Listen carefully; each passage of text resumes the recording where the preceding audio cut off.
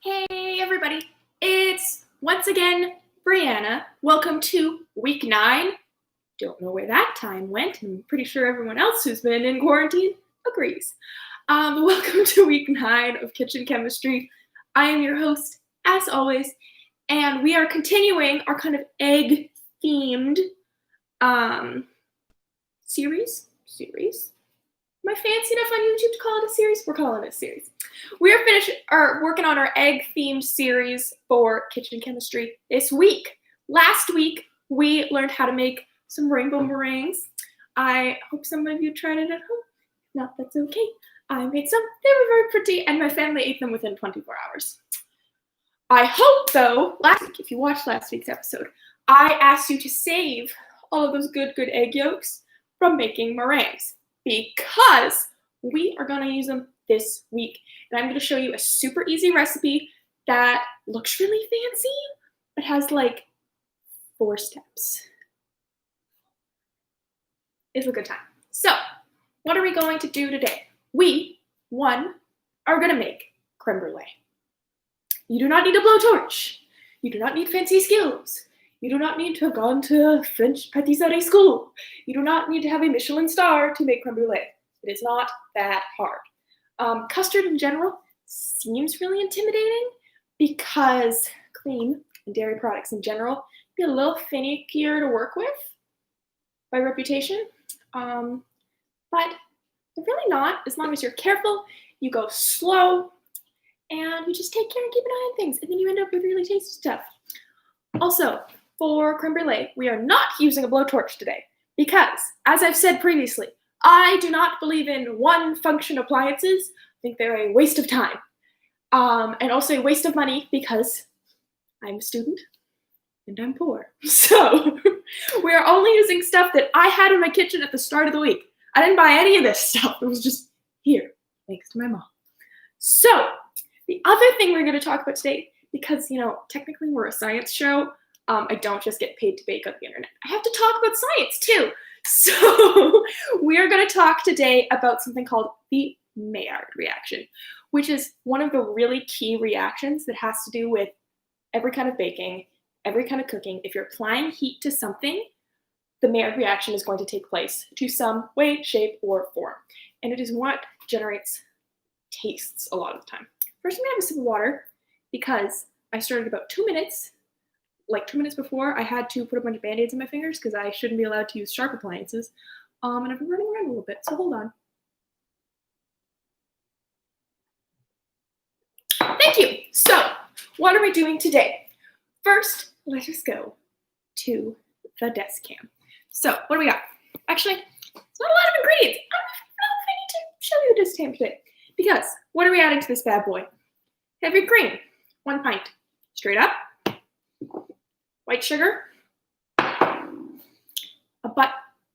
ton of egg yolks, some vanilla, which is in the cupboard as per usual, and one nice thing is, because it is August, we are in, I'm in BC, probably in BC if you're watching this. If you're anywhere else, hello!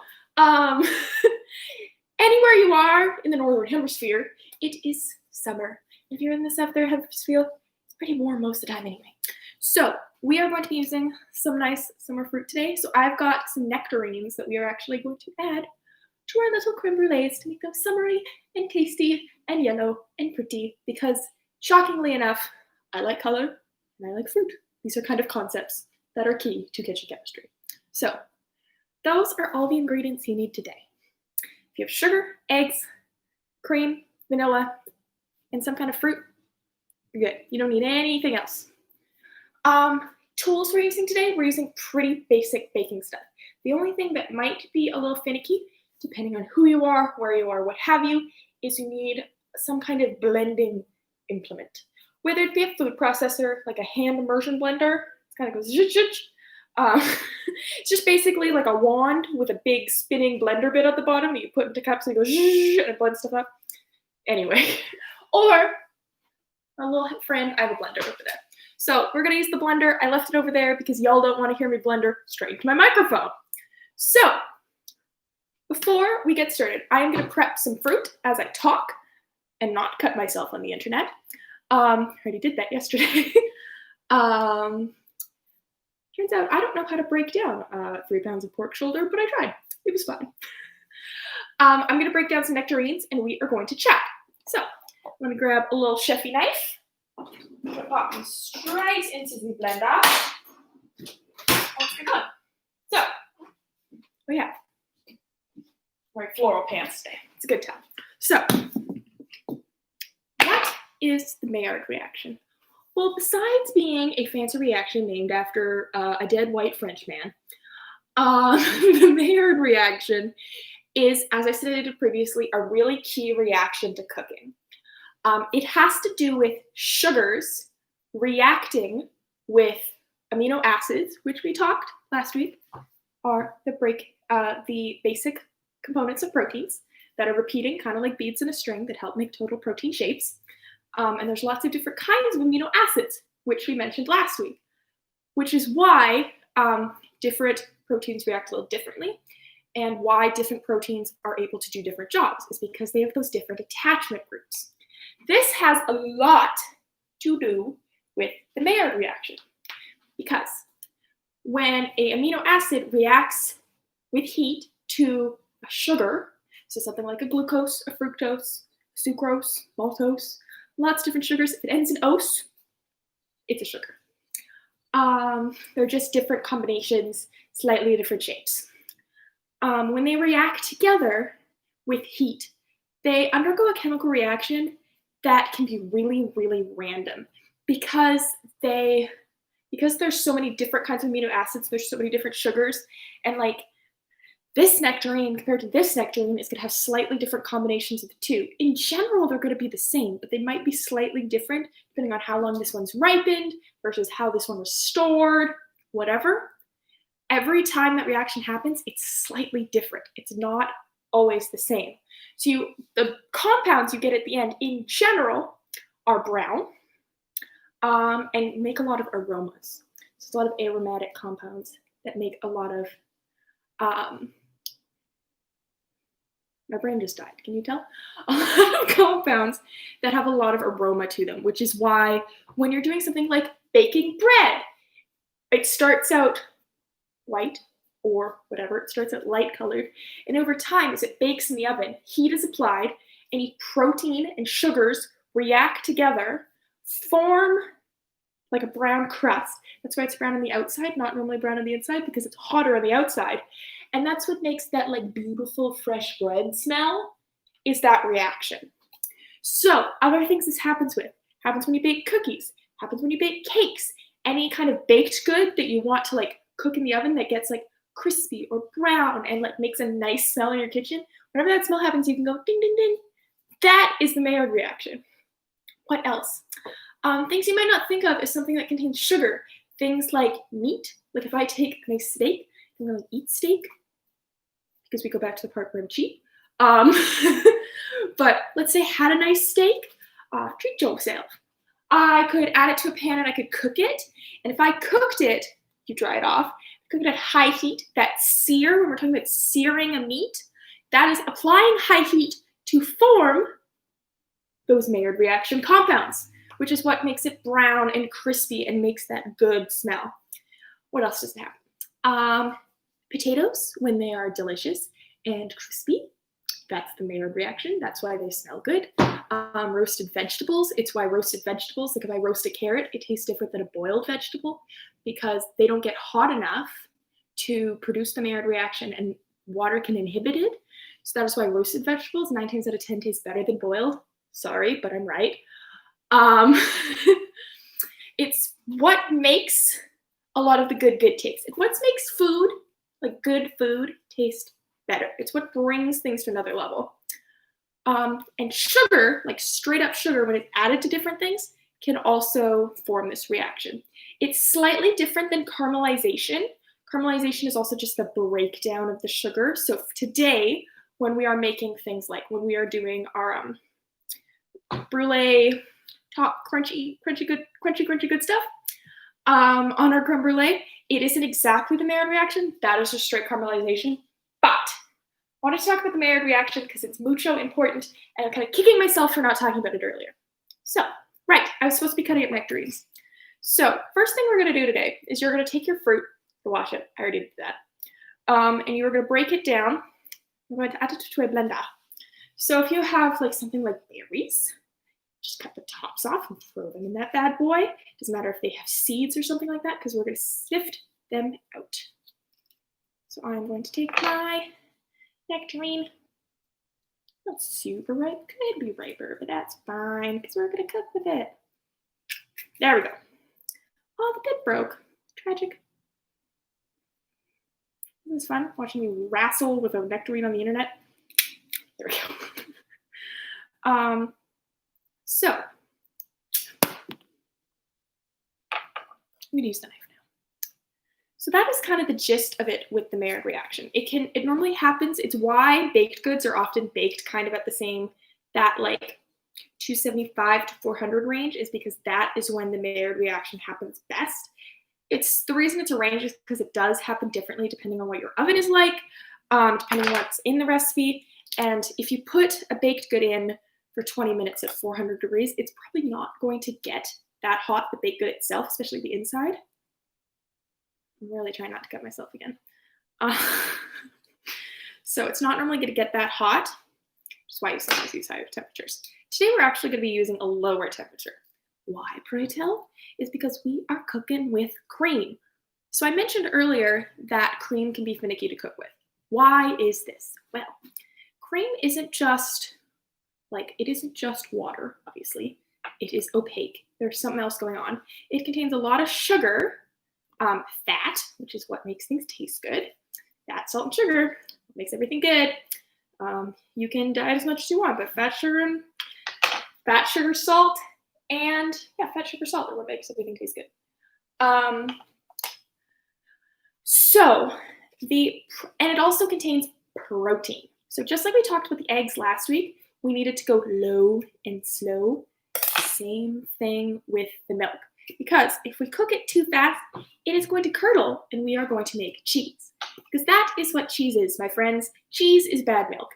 It is just milk you kind of cook until all the protein kind of globs together into a blob, and like other things happen to it. Obviously, I'm dumbing it down a little bit because I am not a cheese expert. Ow. I didn't cut myself, we're good. But sometimes I see myself on the screen and I just wow. We have to go low and slow so that the milk doesn't curdle. That's what happens to it when it goes off. So just like we said last week with our meringues, we were trying to break down the proteins slightly without fully denaturing them and making them go gross and making them into scrambled egg. We wanted to denature the proteins but kind of keep the water in them. Kind of like what we're doing today, but what we're doing is we don't want to make cheese. So we cook it at a lower temperature, we cook it slowly so that we have a nice pretty cream and we don't have yucky, yucky cheese nectarine soup.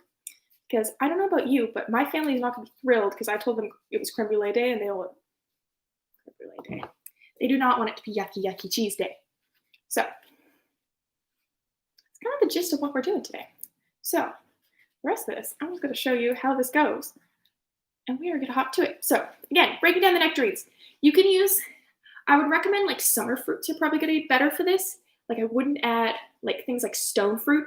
Peaches would be good. Berries would be good. Tropical fruits, like if you want to get some mango up in here, or pineapple, or passion fruit, be my guest. Things that probably won't work as well, things like melon would probably be a little whack. Things like citrus, I'd be tentative because citrus can actually, just like we talked about last week with our cream tartaric acid, acids make those proteins denature. So if we're trying to denature the protein slowly with the milk, probably isn't a great idea to add a bunch of acid straight to it because that'll denature it before it even gets to the oven and that can make it curdle a little bit. It's kind of how you make cheese too, is you also add acid to it. You know, I can cut a nectarine. I am capable of doing that, but not when people are watching me and it's going to be on the internet forever. Again, berries, stone fruit, pretty good choices. Tropical fruit, pretty good choices. But again, use your best judgment. Maybe you want to try something exotic. Go to town. I am not here to judge you. I am just here to awkwardly talk and break down fruit at the same time. So, what we're going to do is we're going to puree the snot out of this because we do not want chunks. There is nothing I find more jarring as a human being than eating something that you expect to be smooth and getting something crunchy, or eating something that you expect to be solid and getting like a weird wet part. I think that is just universally disturbing. So that is what we try to avoid in cooking. We don't want mystery crunchies, and we don't want mysterious wet parts. So we are avoiding those today by pureeing our fruits and straining out the solids, which is why I'm kind of cutting it haphazardly because it doesn't need to be pretty. Last little bit, and then I get to whip it, and you get to stop looking at me cut up fruit. Do you know that stone fruits are in the same family, like things like peaches are in the same family as roses? I didn't. Found out today. Let me wash my hands. Just so I'm not sticky forever. So, we have our fruit in a blender. I did about 3 nectarines. It should be about 2 cups to start because we're going to puree it down and we need about half a cup of juice. You could take the rest of the leftover fruit pulp and eat it because it'll be good. So, do that. We're going to blend this over here so that you all don't hate me. Let me use my blender from far away. Don't do that.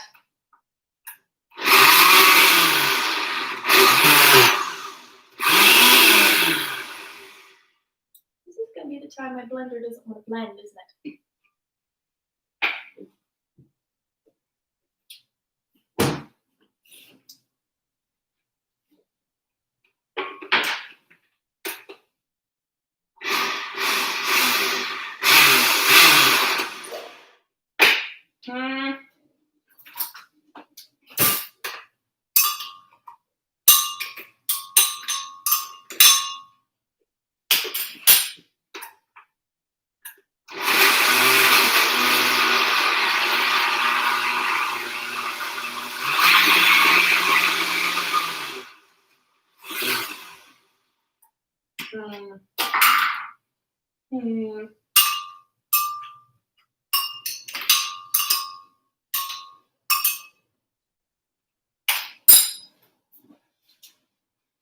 My blender is not cooperating with me, and I'm live on the internet, so I'm going to keep going.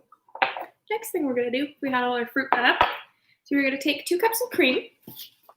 You're going to add them to a heat-proof bowl. I love a good liquid measuring cup with this with a handle because it makes it easier to get out of the microwave. And a pint is just about 2 cups, and again, I guessed it, so it's fine. We're going to add this to our cup. I also have a little more heavy cream, so it doesn't come quite all the way up. And it's a little bit less. So, a lot of cream in my house because I like to bake. I'm just gonna zhuzh it up a wee bit. Just up. Here we go. So we've got our heavy cream. We got a little bit of vanilla to this, and we're gonna microwave it slowly for 3 minutes. Again, why aren't we doing it quickly? Because we'll make cheese. That is going to be the mantra of today. Don't do it because you're going to make cheese. Because that is just collected milk protein. So we're going to microwave this in 30-second intervals for 3 minutes.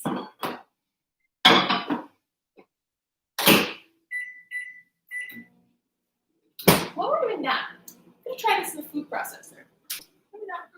Oh, I don't know. This is gonna work better. Remember I talked about the Jut Chip hand blender? I'm gonna use that. Because I think the blender is a bit water.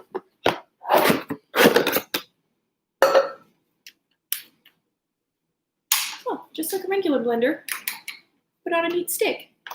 And I know I talk about not having a lot of appliances, but this is the one I shelled out for. Boxing Day. Black Friday. Another 30 seconds. Off to the races.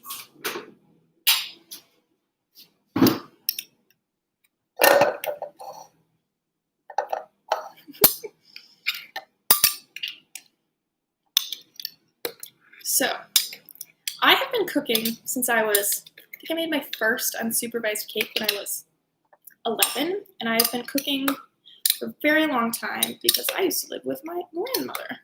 She lived in my house and hang out with me and took care of me when I was little, and I cooked all the time with her. So I've been cooking for close to 2 decades. I still goof. I still make mistakes. I still don't know how to blend nectarines on the internet. So if you were ever cooking and you're like, this isn't turning out, I'm following this recipe, it doesn't look right, it's not working, gah! I feel for you. Sometimes you just need to take a breath. You need to laugh. You need to just try it a different way because it takes a lot of practice to figure something out. So, I mean, sometimes you just gotta take a hand blather and whiz it.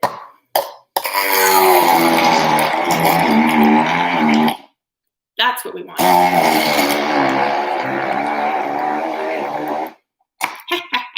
I have conquered you, nectarines.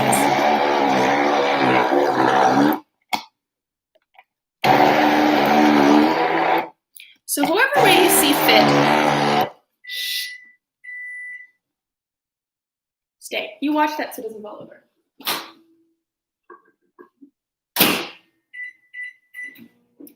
However way you see fit to puree your fruit, puree it till you have a nice sort of smoothie, pulpy kind of situation.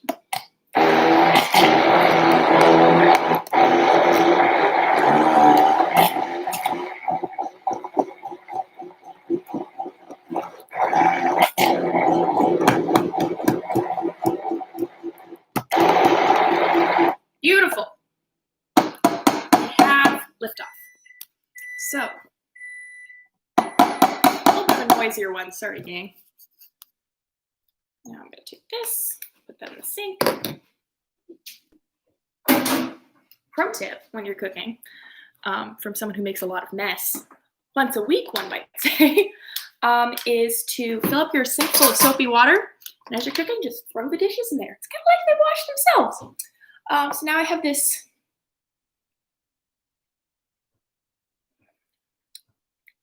nectarine smoothie that I'm going to sieve out.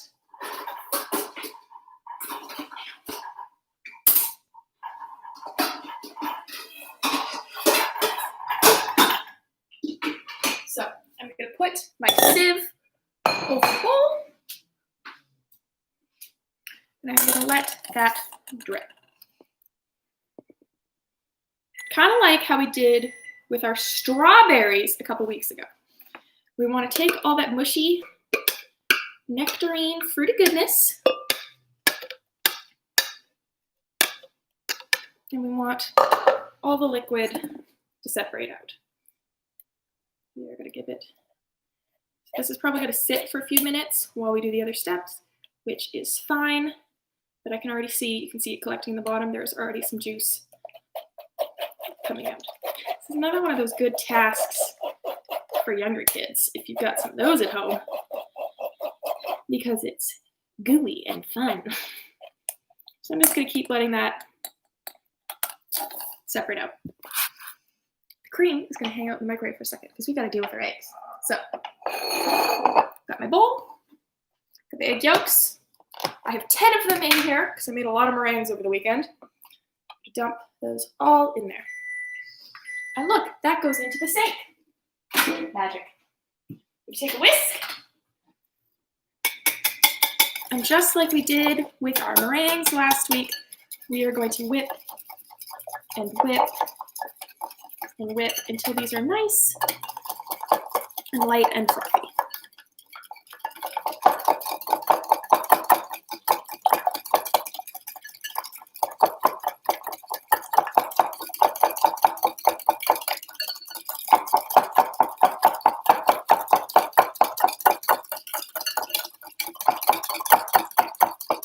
So, as you can tell, egg yolks do not whip as much as our friends, the egg whites. Now, what is different per se? Well, our egg whites are just protein and water, like we talked about. And what they like to do, just like we talked about last week, is they have amino acids. They have a hydrophobic, water-hating, and a hydrophilic, water-loving ends. So, when I whip them incorporating air bubbles. It causes those proteins to rearrange and kind of create that structure. With the hydrophobic ends going towards the air pockets, the hydrophilic ends staying in the water, forming those bubbles. We said that last week. That's what makes a meringue. Our egg yolks are a little different because they don't just contain like protein and water. There's other things going on because this is kind of what sustains baby chicken when they're growing, or any kind of animal that lives in an egg. This is kind of what it feeds off of for a little while. What keeps it healthy, what has all the nutrients it needs to grow. So it's got a little more going on. So it's not going to fluff up quite as much, but we still want to get a little bit of air into it. It's going to make everything, you could just chuck it all together. That makes everything like a little nicer, silkier, gooder. So you can see from the mixing, it is lightening up a little bit. It's getting frothy, and it does recommend, recipe I use does recommend doing this by hand. You don't need to whip the snot out of it, but you could use a hand mixer or a stand mixer if you're fancy, and do it that way.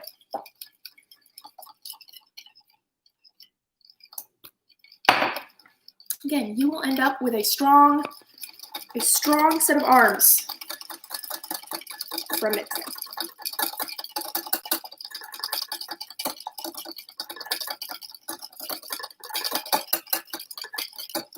So I've got a little bit of air in this. It's a little lighter.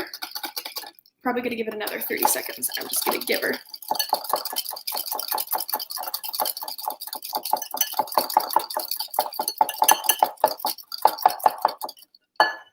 And I'm gonna give my nectarine goop a smoosh. Gotta have a smoosh. Helps if you're trying to separate it out to kind of squish it on the sides. And force some of the liquid out.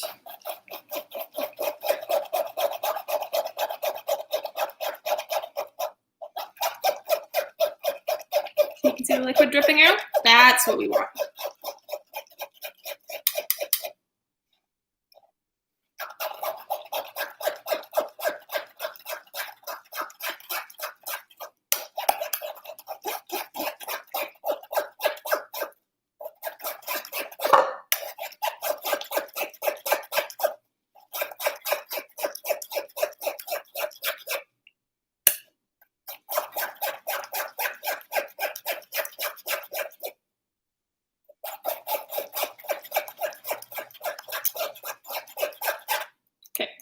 That's going to continue to hang out, but it's doing great. So next thing we are going to do,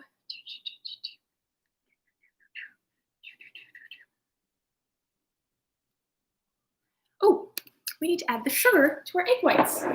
Why? Well, we talked about how last week our sugar helps stabilize this whipped mixture. Let's check my recipe because I knew there was something I was forgetting. So we're going to measuring cup.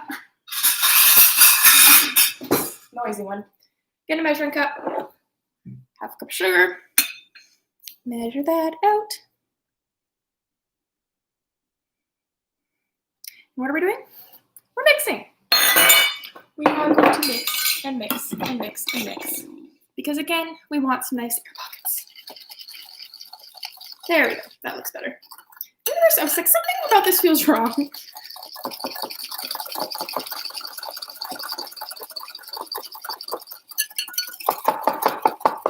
With whisking, it's going to take more effort to go around than it does to go side to side. So I just go side to side and turn. Makes things a lot easier for yourself and for your arm muscles.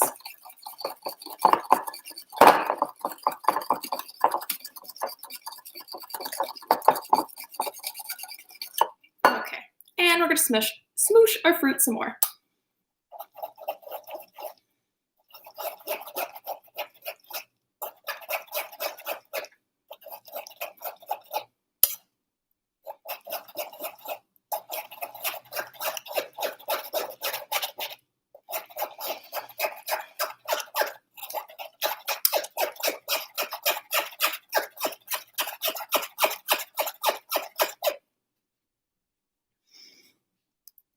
So once it starts getting, you start getting just the pulp, you can start just pushing on the side of your sieve, kind of force it out. You can see we're starting to get kind of just like fruit pulp left over, which is good. That's a good sign. And I'm probably going to freeze this and eat it like ice cream later. It will be tasty. So we've just put a half cup of juice, which is awesome, which means that we can start adding our cream. So let me double check our recipe.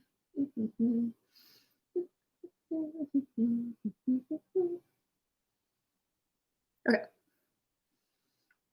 So now we are going to add, we're going to microwave our cream just a little while longer. So you want it nice and hot.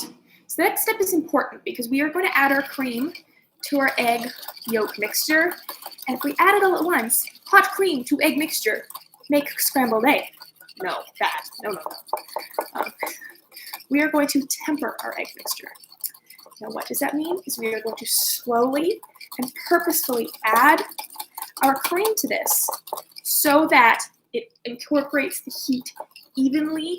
One area doesn't get too much heat, and it'll just make things a lot less likely to curdle or to scramble in this case. You can see our egg yolk mixture is lightened up, it's a little more opaque.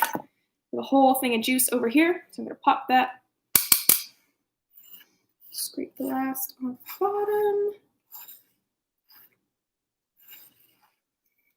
It's pretty good. Nectarine juice. Then you're going to take your fruit liquid and we're going to add it. Oops, sorry. Scraping out the bowl to your egg mixture.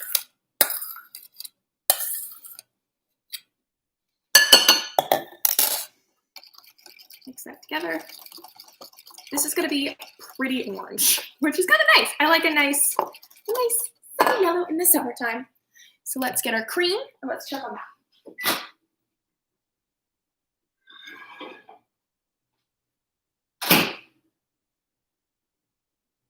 Our cream is pretty hot, which is good.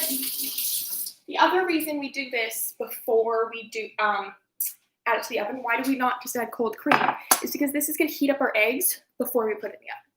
How hot are we having our oven today? 300 degrees Fahrenheit.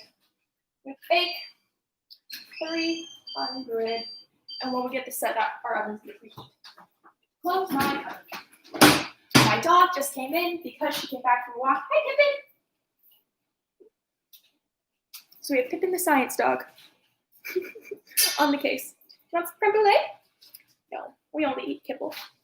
And we're very sad about that. Okay, you gotta go. As much as I love you, Pippin the science dog, today is not a day for dogs. Go free. Sorry, minor interlude. So now we are gonna add our cream in a slow, steady motion to our eggs. And you wanna just whisk the snot out of this as you add it. We don't want scrambled egg, we don't want scrambled egg, we don't want scrambled egg.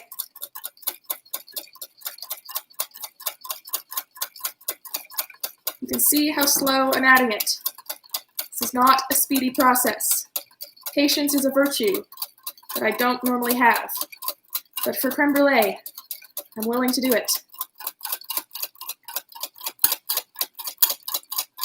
Now my cream did make a bit of a skin in the microwave. Kind of gross. So that last little bit of sploogey bit, add it to the sink. So now we have, cream, egg, we have cream, we have our egg, we have our vanilla, we have our sugar, and we have our nectarine puree. So we are going to add these to some ramekins. You can use any kind of oven-safe bowl, but traditionally, creme brulee are served in these cute little dishes, just little flat bowls called ramekins. I have some because I like baking, but you can use whatever. And I have these in a baking tray. You can get an eye on that. So why do I have them in a baking tray? It all comes back to us not wanting to make cheese or scrambled egg. So I'm going to pour the creme brulee into each little ramekin, the creme brulee batter, I guess. And then once that's all in there, I'm going to fill up these little bad boys around them, the tray around them, with water. The water is going to be cold, and this is going to help our creme brulees to cook evenly and slowly. So they're not going to heat up as fast in the oven. But once the water starts to heat up, it's going to heat up evenly along the sides, which helps cook our creme brulee nicely and keeps it from turning into cheese or scrambled egg. So I recommend another liquid measuring cup for this. There's apricots in mine. Something with a spout is going to make it easier to pour. So I'm just going to dip it in, get some of the creme brulee goodness. And I'm just going to pour it into a ramekin. It's not going to rise very much. It's not like a cake. So you can fill it up pretty much to the top.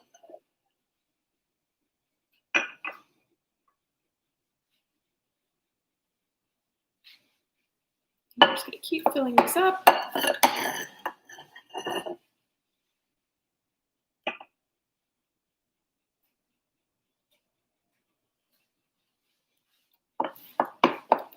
Filling them up.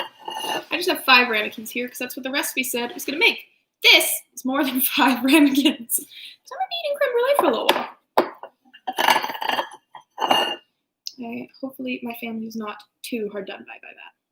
So this is what it's going to look like. I'm probably going to actually make these in batches so that they cook evenly and nicely. So I have my creme brulees. I'm going to fill up the sides full of water, and then I'm going to bake them in the oven for 50 to 55 minutes until they're set.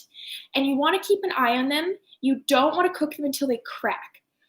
This is something that's going to cook after you take them out of the oven. Often things do. So another cooking pro tip is if something's like slightly underdone, it's better to, unless it's something like cake. If it's something that's slightly underdone, it's better to take it out before it's looking like it could be slightly overdone, because it's going to continue to cook outside the oven. If it's something like a cookie, it's going to dry out. If it's something like a custard like this, it can split. And it's fine. It's still egg, cream, and sugar. And we talked about how fat and sugar what makes things taste good. But the texture isn't going to be as great. So you want it like a nice, luscious, good time creme brulee. You want to cook it low and slow and keep an eye on it. So I'm not going to be able to show you the our torching action because I don't think you want to sit here for 15 minutes and watch my creme brulees bake. So I will post evidence of our creme brulees on our Instagram and our Twitter so that you can see that good caramelization reaction happen. So I hope you had a good time today. Again, a little bit of longer ones, but I get excited about cooking and I want to show you folks lots of different techniques. So thank you so much for joining me for week 9 of Kitchen Chemistry. I hope you join me next Wednesday for week 10. Also as we start looking like wrapping up the summer, which is kind of bizarre. So we're probably going to do one more baking recipe next week, I think. We might do some more caramelization. We might do some more Maillard reaction because I like baking. Then we're going to go do some more kind of experimenty things for a couple weeks. I think we're going to alternate for the next little while. Thank you for joining me. I hope you had a good time. I always have a good time. Love you, folks. Have a great week, and I will see you next Wednesday. Bye-bye.